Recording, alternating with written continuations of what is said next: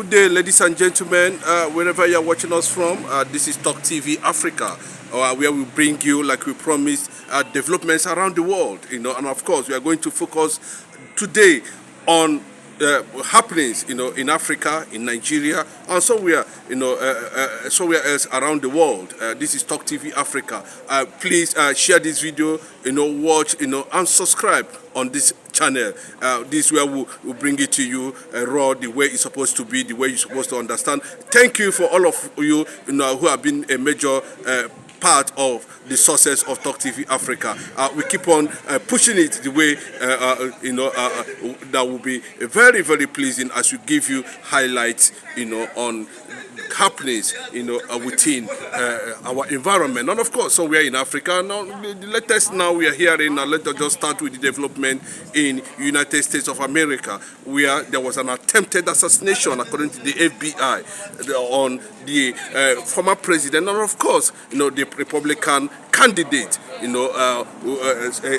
boy of about 20 years was being alleged to have been behind the shooting. We don't know actually the position of the investigation going on now, whether it is being believed that the boy that attempted that shooting has any connection with the terrorist organizations, and I'm sure FBI is going to do a good work, at the end of the day. That's to tell you that Donald Trump happens to be the third president of the United States of America who assassination attempt was made on. The one was who had I think very prominent and significant word, John F. Kennedy, and one other president before we have this one now.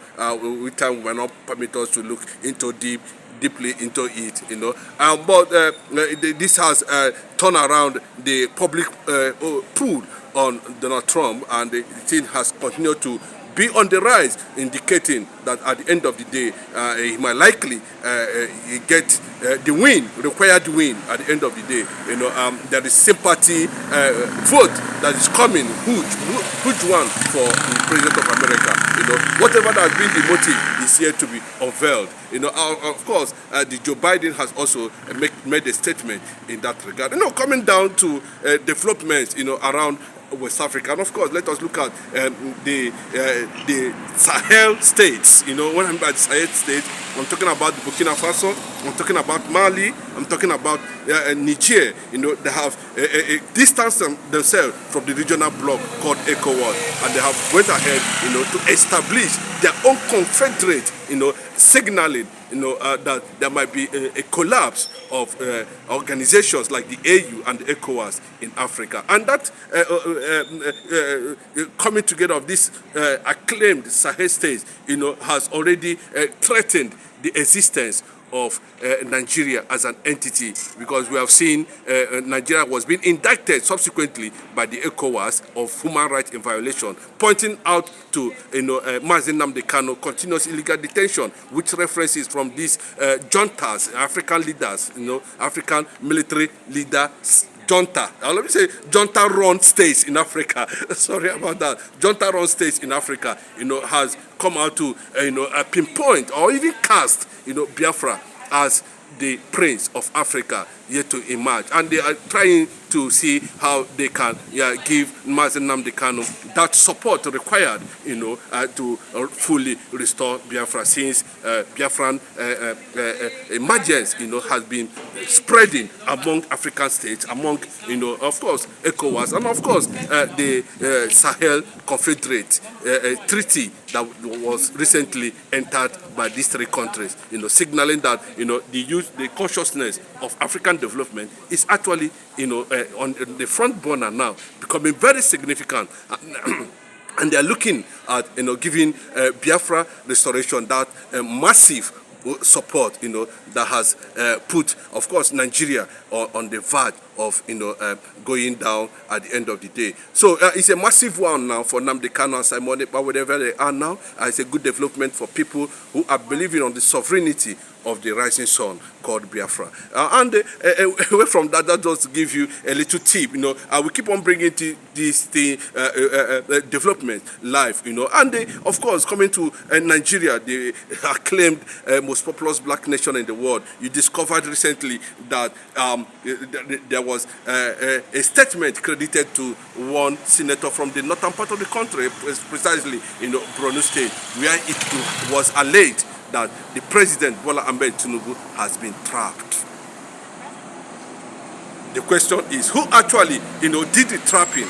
Who trapped? What does the statement actually mean, to the rest of Nigerians? It looks like, the president is quite incompetent. It looks like, I'm just saying, it looks like, Bola Ahmed Tinubu is simply tired. Is completely running out of idea on how to advance the cultural and natural values of a country like Nigeria. Nigeria is gradually going down in terms of uncertainty, hunger, economic crisis, light crisis, energy crisis. Everywhere, there seems to be a crisis under this present administration. And that has made the northern part of the country to continue to take step backwards, in support of Tinubu's late ambition come 2027. We are here to tell you, at this point in time, the youth are becoming conscious, of how to, take away these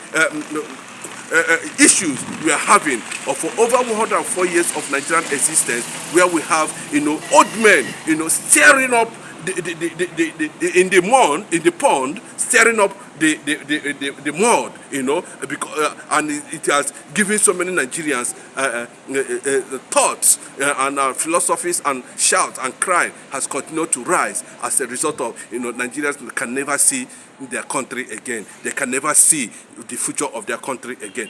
That is the development that we are talking about today, and that has engineered an underground, internet IT campaign that is spreading all over Nigeria now, that the Nigerians are beginning to rise up, like what we experience in the Kenyan government. Ruto, quite disappointing anyway, and you can see, the fight for the survival of the soul of Kenya is still raging there in Kenya. And down to Nigeria, there is going to be an advanced answers coming, hashtagged end bad government. End bad government. This content mobilization is already on the ground. As I speak to you, there's already an intelligence report that has been presented at Asurok currently now, that has divided so many political power blocks, especially in the APC, on the next step to take, whether are they going to handle the forthcoming youth movement called End Bad Government. It is going to take another dimension at the end of the day, and we are yet to find out, the nature of that protest, against bad government. Would the youth of Nigeria be locking now, or are they going to unleash the security agencies to open up live bullets on people who are asking the definition of their own destiny in their own country? Nigeria needs to understand that if nothing is being done now, the level of balkanization, is going to be something that is going to be unexpected. Is going to happen unexpectedly, and that will see the rise, of Africa. That will see the rise of course, Biafra at the end of the day, because a lot of people are already speculating that come what may, that the black man will still have his pride when Biafra is restored in just no distance time. And of course, Simon Ekpa has already made it very clear, and there is massive network going on the possible convention that is going to take place somewhere in Finland that will lead to the recognition, by bilateral relationship and diplomatic moves of the state of Biafra at the end of the day. And now coming down to also some of the things we are not too comfortable for, just to give you a little tips on news beats on developments on some of our children somewhere in the Jos that lost their lives as a result of building collapse, and government should take that responsibility, why we should continue to have, collapsed buildings here and there, often and on in the society, meaning that, Nigeria has never for one day, been careful or to initiate developmental structures that can last a lifetime. And that's why we're seeing all these things happening, or quite regrettable, that we lost those kids in those schools. This is Talk TV Africa, and we continue to give you, more and more developments on the happenings around Africa and, of course, the world. Thank you for watching.